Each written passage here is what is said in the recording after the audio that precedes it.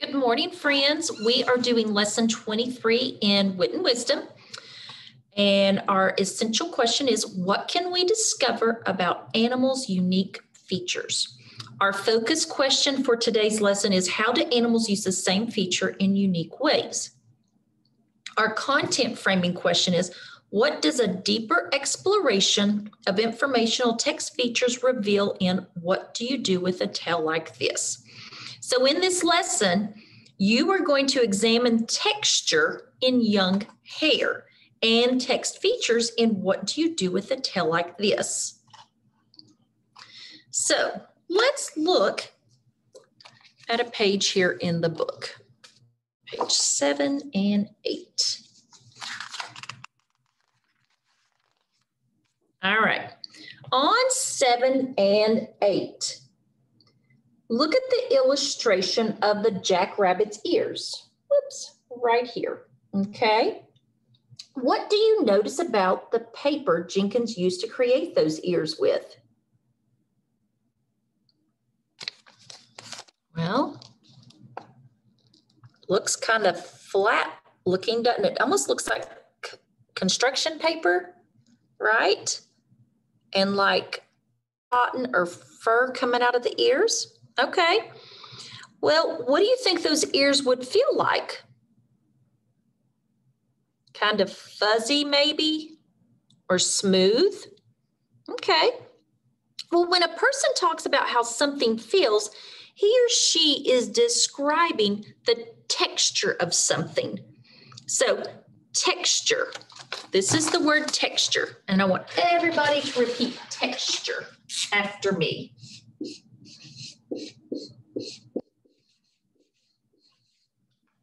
Texture. Can you say that? Texture. It's the way something feels. The way something feels. Or the way it looks if you've touched it. Okay. So let's think about this. Identify objects around you with different textures. Think about that. What's around you? Well, I've got a sweater on. It's kind of soft and fuzzy, right? Or I'm touching the table and it's hard and it's smooth. Or let's see here. I'm touching my mask. It's kind of soft, right? Okay. And I'm sure you found things around you that have different textures also. So we will use this word texture later at the end of our lesson because we're going to add that into our vocabulary journal, but not yet, okay? So before we examine text features more closely, we're going to examine features of the young hair. Now remember how Steve Jenkins used different types of paper to show different types of texture in his illustrations of the hair and other animals.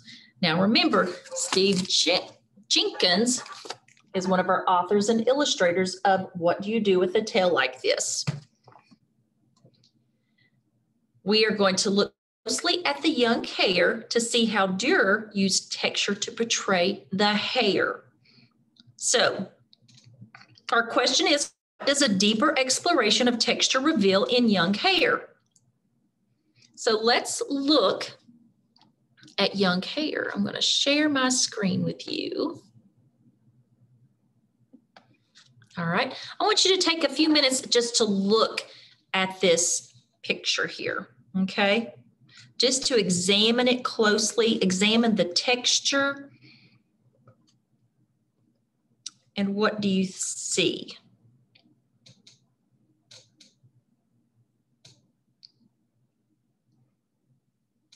Okay. Well, if I was analyzing this artwork, all right, how do the different features or parts in the body, how do they feel? So if you touched a rabbit's nose, it'd probably be soft, wouldn't it? Maybe cold, possibly. Okay. What about his whiskers? Kind of prickly? Yeah. And what about his belly or his back? bet it's really soft. Can you just imagine how soft it would be? I could almost feel it with my hands. And his ears, think about the ears, velvety, smooth and soft and long. Mm-hmm.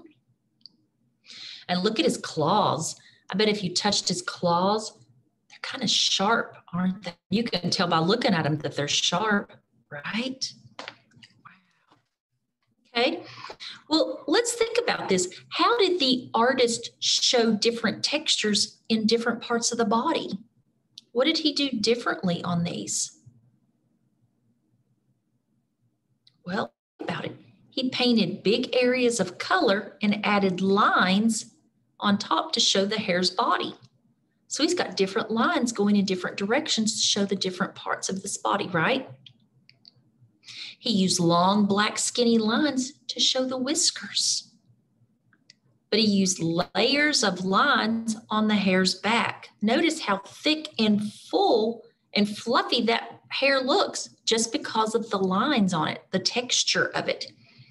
And then he made a solid black area to show the smooth eyes. Look at his eyes, how smooth they look. They just blend right in, don't they? They sure do. Now, Durer used soft areas of color underneath and then added lots and lots of tiny lines to show the soft fur to make the texture look real. Now, this would be considered a realistic portrait of an animal because it shows what the animal looks like in life.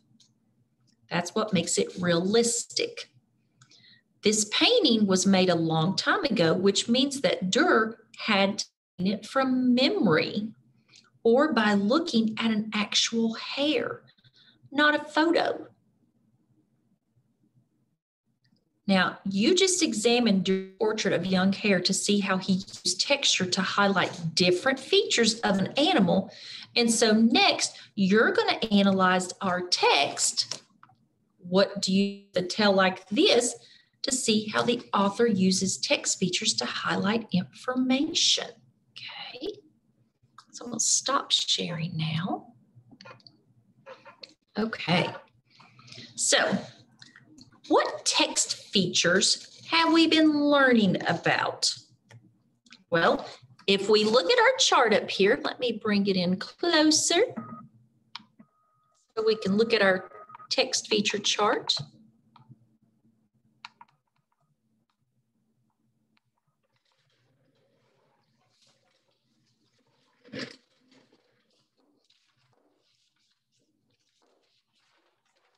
Look at our text feature chart right here. We've looked at the index, which lists topics in the text and the page numbers where information on those topics can be found. We've talked about text size, which draws attention to important information.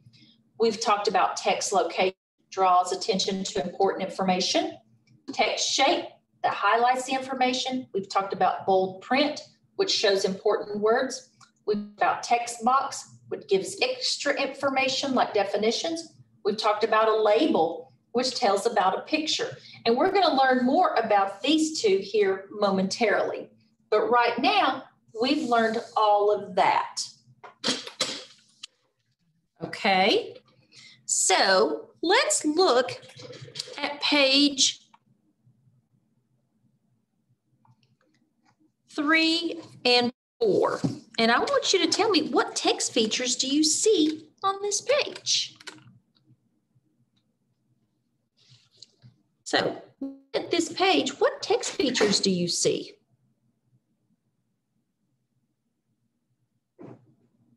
Okay, and we'll show you another page. What text features do you see here?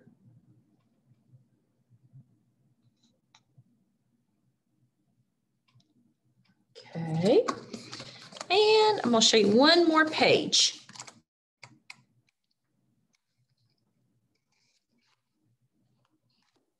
And there.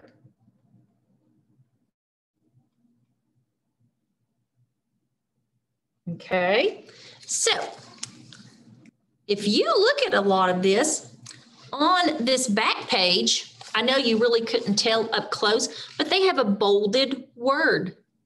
And then they had like a definition or a little bit of information about that animal. They also had a topic listed. We've also seen different text size and shape. So if I go back to 3, 4, and 5, on 5, you've got the text shape. It goes up and down, right? But then you come over here to this page, it goes across or it goes around the elephant or it's coming out of the mole's nose, right? Okay. On 3 and 4, you've just got the text at the bottom in big letters.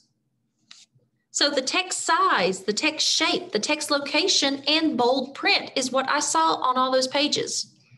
Great. So what we're going to be doing is exploring text features in What Do You Do with the Tail Like by looking at 3 animals today. We're going to look at the platypus, the hippopotamus, and the chimpanzee. And if you notice, I have an animal evidence organizer. Let me put that back up.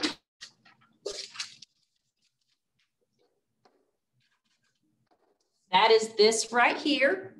And on this animal evidence organizer, if you notice, I've got animal here, and this other column says what is unique about the animal's features. So we're going to be looking at the animal's feature on this animal evidence organizer.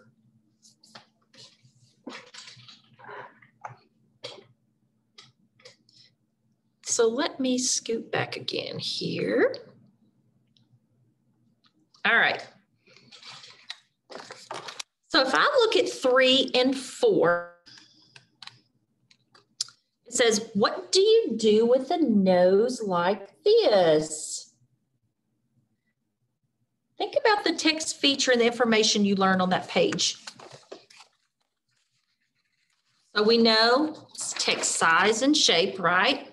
Okay. But we also know we're going to be talking about what? Noses. We're going to be talking about noses. Good. So let's look at page 5 here. If you're a platypus, you use your nose to dig in the mud. And there's the picture of the platypus, okay? So what did you learn about platypuses from this page?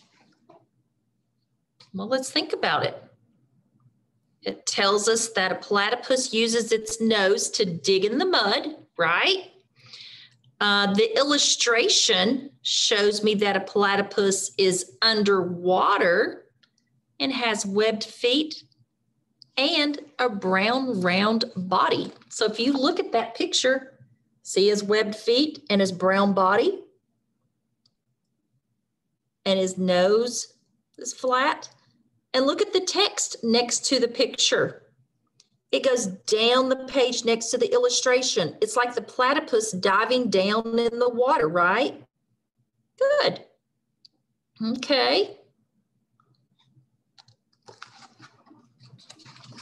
So let me find page 27 again about a platypus. Okay. It says, let me find that word.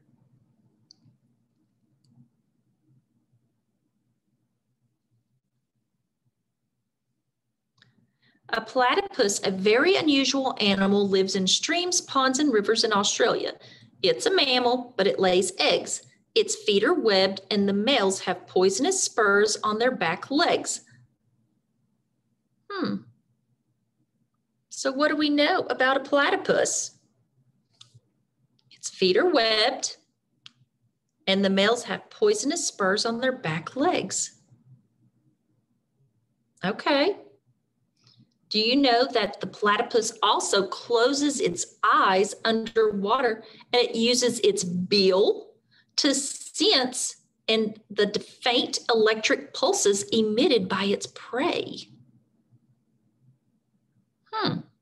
Okay, so it uses faint electric pulses emitted by its prey to find its food. And then it says with its bill, it sifts through the mud for these small fishes, frogs, and insects. So it uses its bill to dig in the dirt to find food to eat. All right.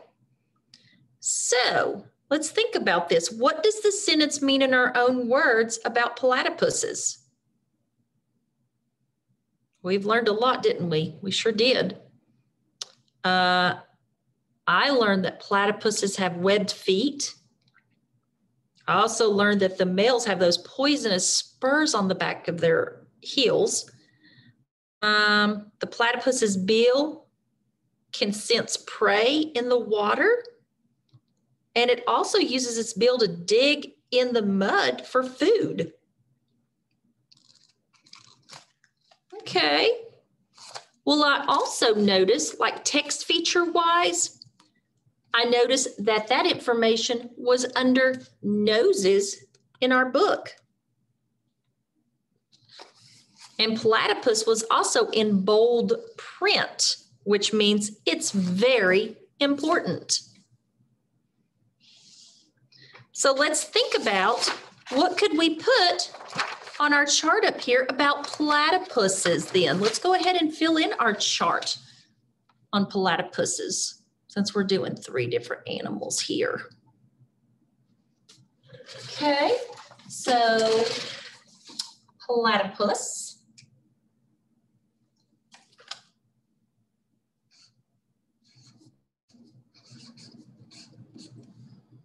Platypus.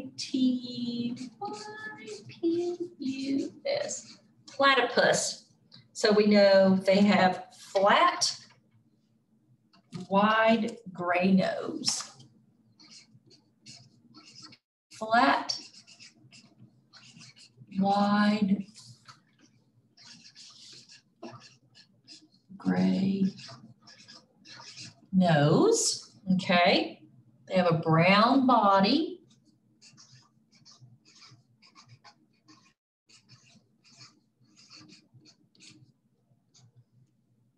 We also know that their feet are webbed.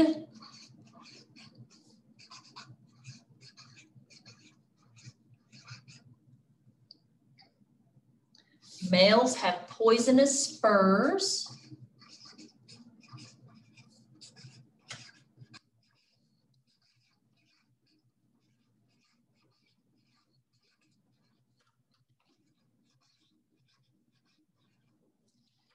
Okay.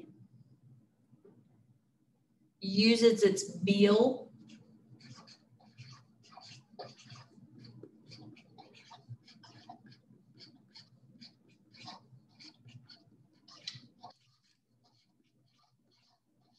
to find food in the mud.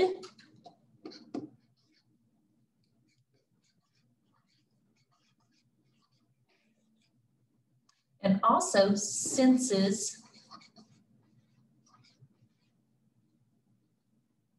electric pulses from its prey.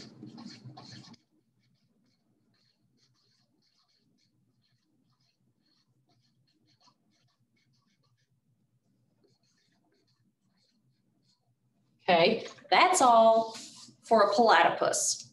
Okay. So now let's look at our other animal.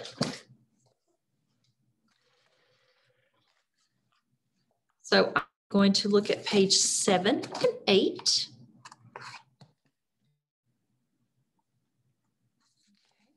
Seven and 8. And then it says, what do you do with ears like this? Okay, so we are going to learn about hippopotamus's ears. Let's turn back over here about hippopotamuses. we know that we're going to be learning about hippopotamuses, and we know the ears are on top of its head. If you're a hippopotamus, you close your ears when you're underwater. Okay, there's the hippopotamus. There's the words around it. Okay. Notice the text is around the hippopotamus.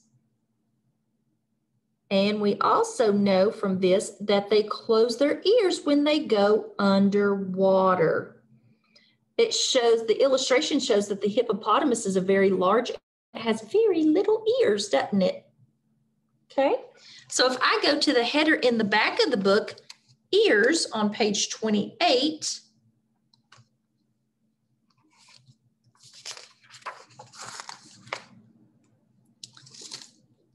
and let's read this about ears. It says the hippopotamus is easily sunburned and spends much of its time underwater.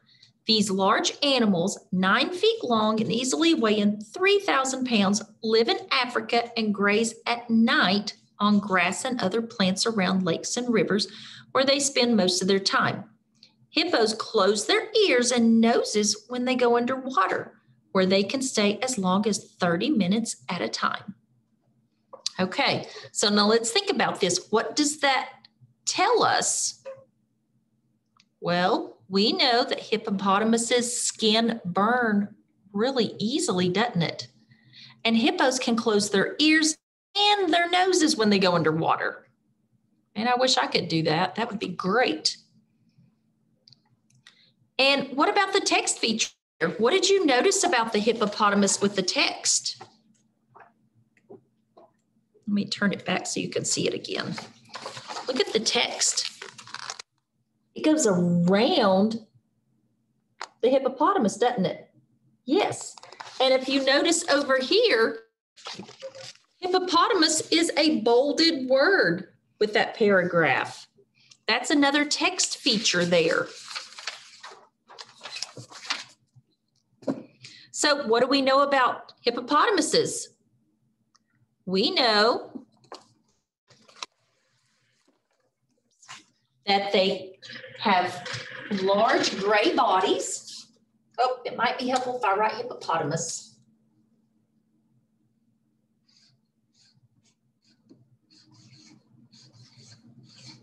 Hippopotamus.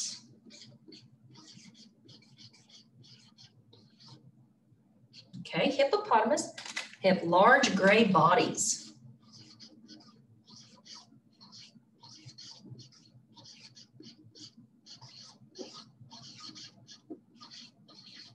Okay, we also know that they close their ears underwater.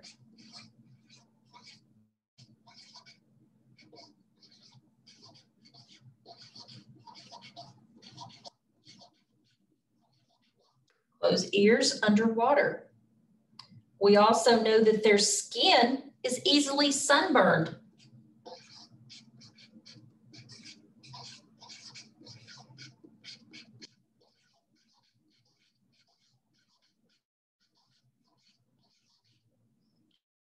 And we also know that it closes its nose underwater.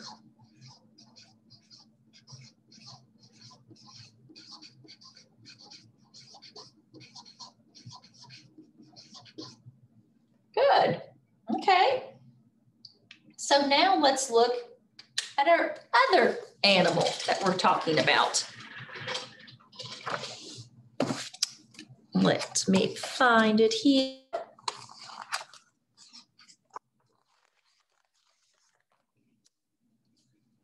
What do you do with feet like these? Now remember, now we're going to be talking about the chimpanzee. Think about what you're seeing there with the chimpanzee's features there, okay? And I am going to go to page 29 under a different topic there with their feet.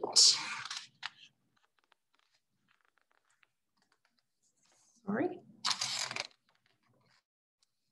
Chimpanzees. are humans' closest animal relatives. These intelligent animals live in the forest of Africa and are typically 5 feet tall and 135 pounds. Like people, they have an opposable thumb. Unlike us, they also have an opposable big toe. This allows them to pick up and manipulate things with their feet. They eat fruit, leaves, insects, and occasional small animals. Okay, so let's think about that. What do we know about a chimpanzee? Well, they have opposable thumbs and big toes, which allows them to pick things up, right? They eat with their feet. Good. Anything else? They can be up to 135 pounds? Sure. Okay. So let's write this stuff down about our chimpanzee.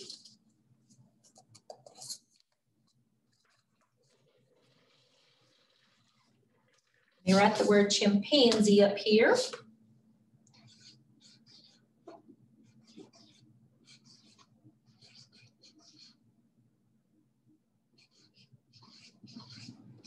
Chimpanzee, they're brown and furry.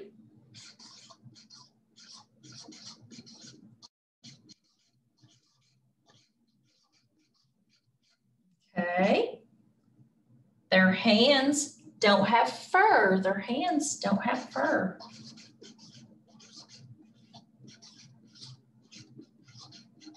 Hands, no fur. The hands have 5 fingers.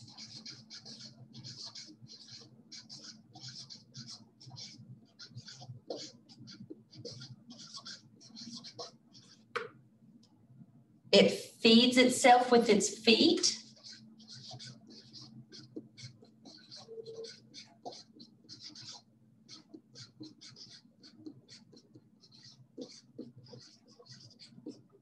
Good.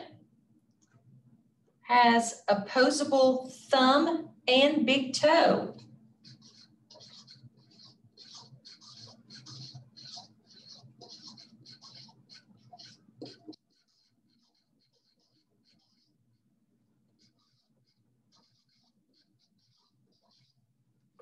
Great. Okay, so we have platypus, flat, wide, gray nose, brown body, webbed feet. Males have poisonous spurs, uses its bill to find food in the mud. It senses electric pulses from its prey. Hippopotamus, large gray bodies, closed ears underwater, skin is easily sunburnt and closes the nose underwater. With the chimpanzee, they're brown and furry. Hands, has no fur. Hands have 5 fingers, feeds itself with its feet, and has opposable thumb and big toe. Great. Okay, so how did all these text features help us learn information about the animals on each of these pages? Well, let's think about that.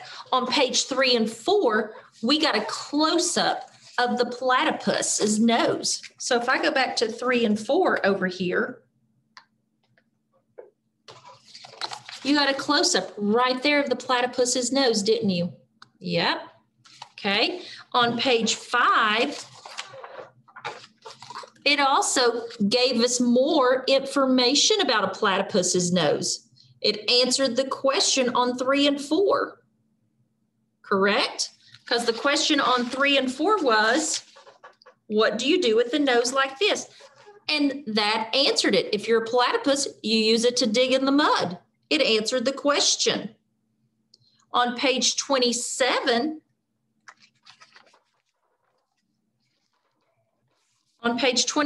with the platypus, it gives us even more information about the platypus. And the illustration is the same as on page 5, but just smaller. So what do you notice about each page when you look at the next one to each other? Well, they're mostly illustrations. And there's not much text on the first page, but then on the next page, there's more text. And the last page has even more text with smaller illustration. For example, more text, smaller illustrations, right? And then if you're reading something, less text, bigger illustrations.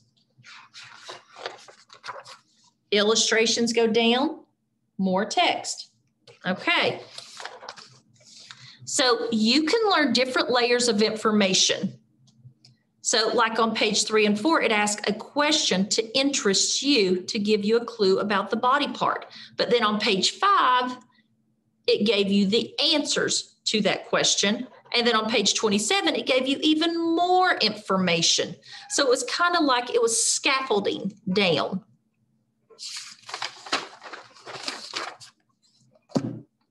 So with that being said, the information at the back of the book, we haven't really talked about it a lot, but this is called back matter, which is the pages at the end of the book, following the main part that gives us more information. So back matter of a book is organized by a heading so you can find the information you want. Okay, for example, noses, ears, tails. It gives you the information that way, okay? By headings. Remember, heading is a text feature. So if you look up here, I have added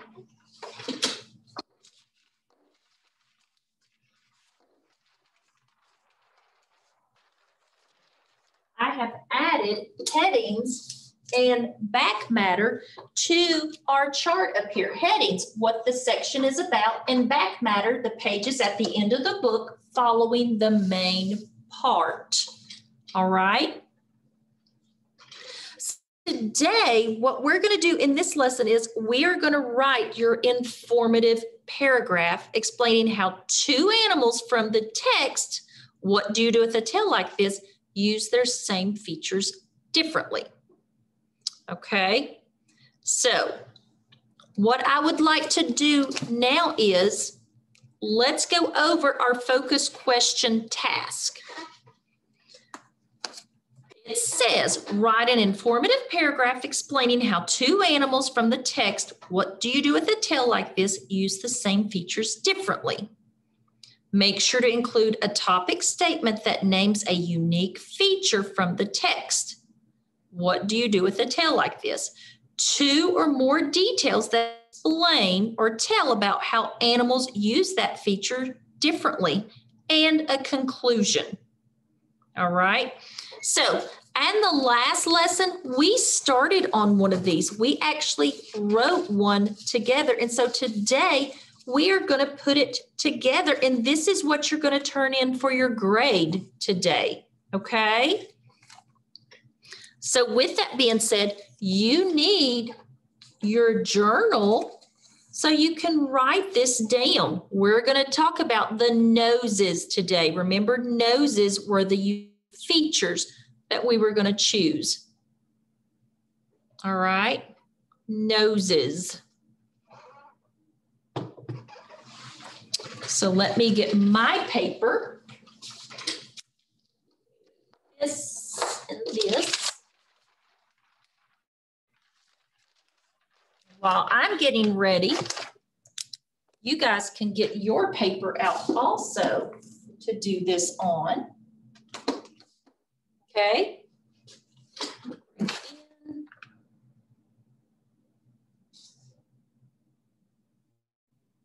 Okay. So let's get started. So we're going to do our topic sentence. Now remember, you are doing this with me. You are writing down what I'm writing down, okay? And then you turn it in. Don't do your own. So our topic sentence is noses are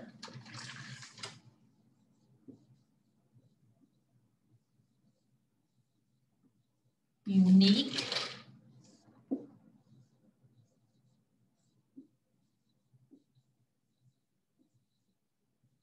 features. So that's your topic sentence.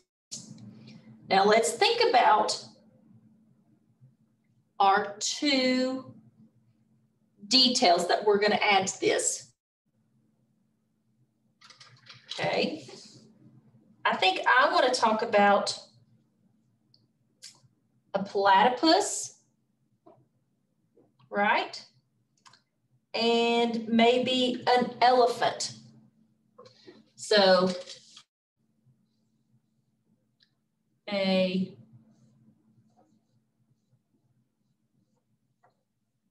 platypus uses its nose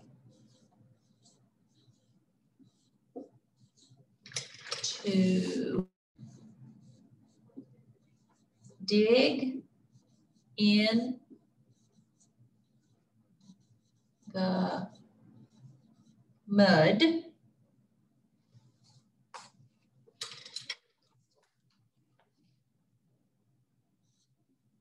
to find food. Okay, that's one detail. Our second detail about an elephant. What does an elephant use its nose for? To give itself a bath. So,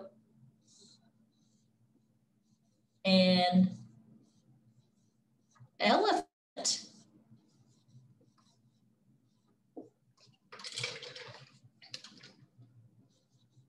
uses its nose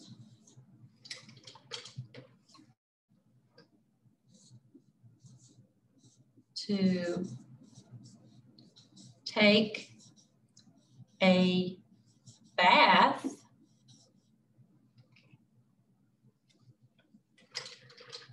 An elephant uses its nose to take a bath with. Period. Okay. So now we have a topic sentence. We have two details. So what else do we need to write?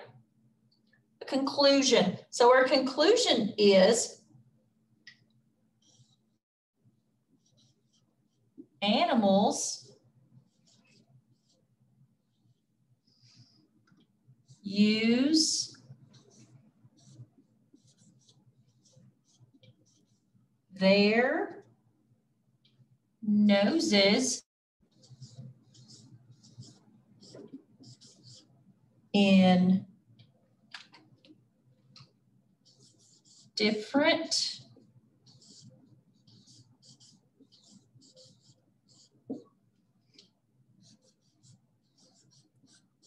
ways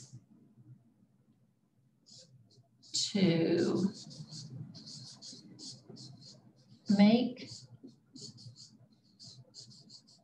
them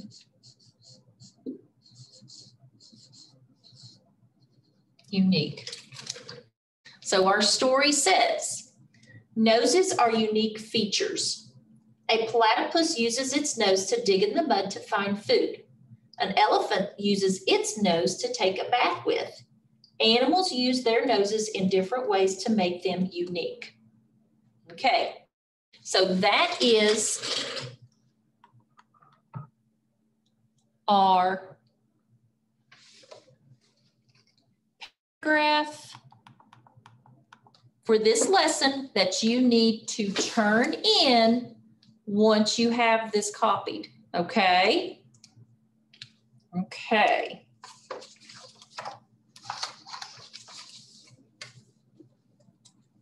All right, so now I'm going to come back and let's finish up this lesson here. So in our lesson today, what text features did we analyze? Let's think about this. We talked about text size, text location, headings, back matter, and bold print, right? So how did the author use text features to give us different types of information? Well, the bold print was there to grab our attention saying, hey, look at me, I'm very important, right? Location, it shows curvy lines, print going down the page, or just print going across the bottom. And then the back matter gave us a lot of information about the animals that we didn't get on the previous pages.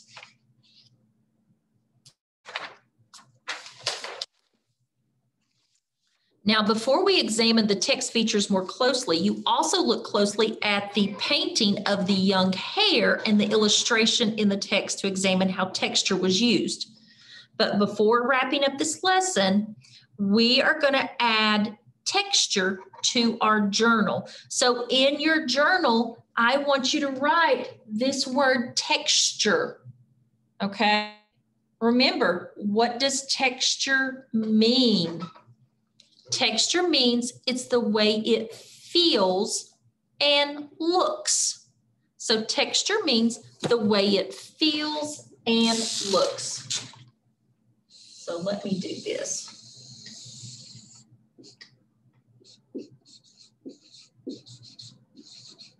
The way it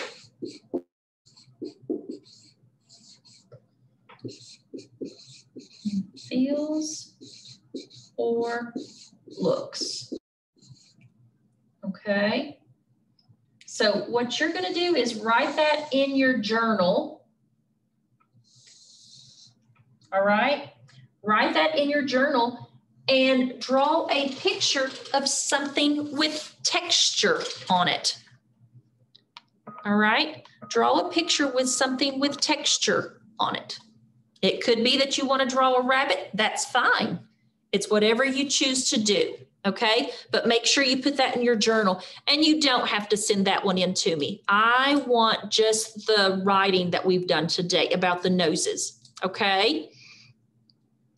And after you've done that, we are done for the day. So thank you for working so hard for me. You all have a wonderful day.